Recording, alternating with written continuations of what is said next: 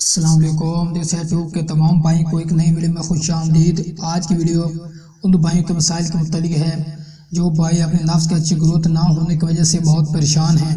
ان کے نفس کے رگیں ابھر آئی ہیں، جڑ سے ان کا نفس کمزور ہو چکا ہے۔ آج آپ بھائی کے لیے بہت زبردست نسخہ پیش کریں گے۔ ہفتہ استعمال سے نفس کی تمام کمزوری جڑ سے ختم ہو جائیں گی۔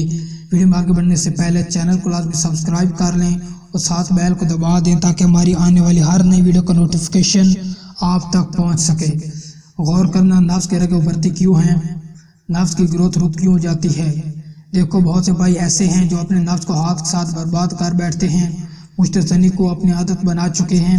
جس طرح ایک نشہ ہوتا ہے، نشے کرنے والا اس کے پیچھے بھاگتا ہے، اگر اسے نشہ نہ ملے تو وہ پاگل ہو جاتا ہے۔ نشہ کرنے والا اندر سے اور باہر سے سکڑ چکا ہوتا ہے، معاشرے میں نشے کی بالکل قدر نہیں ہوتی۔ اسی طرح مٹھ مارنے والا نوجوان اپنے نفس کو رگڑ کر کمزور کر رہا ہے۔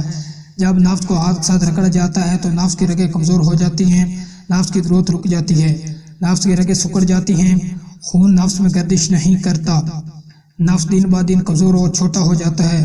نفس کے نیچے جو موٹی ناڑ ہوتی ہے وہ بہت متاثر ہوتی ہے۔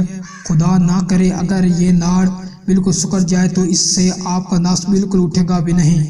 تمام برے کام ترک کر دیں، کچھ نہیں ملے گا ان کاموں سے۔ یہ نسخہ ٹرائی کریں، انشاءاللہ نفس کی تمام کمزوری جڑ سے ختم ہو جائے گی، نفس سخت ہو جائے گا۔ 3 عدد پیاز کو اچھی طرح کسی چیز میں ڈال کر کھرل کریں۔ کھرل کیے ہوئے پیازوں کو کسی باریک صاف کپڑے پر ڈال کر دبا کے رس سے نکال لیں۔ اس کے اندر 10 گرام چمیلی کا تیل شامل کر لیں، مکس کر کے کسی ڈبے میں محفوظ کر کے رکھ دیں۔ رات کو سونے سے پہلے کپڑے چینج کر کے 3 قطرے ہاتھ پر ڈال کے نفس کی جڑ سے لے کر اوپر تک مالش کریں۔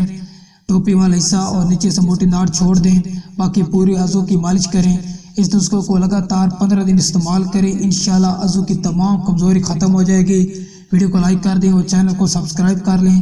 ملتے ہیں قیمتی نسخوں کے ساتھ، اپنی دعاؤں میں یاد رکھنا۔ اللہ حافظ۔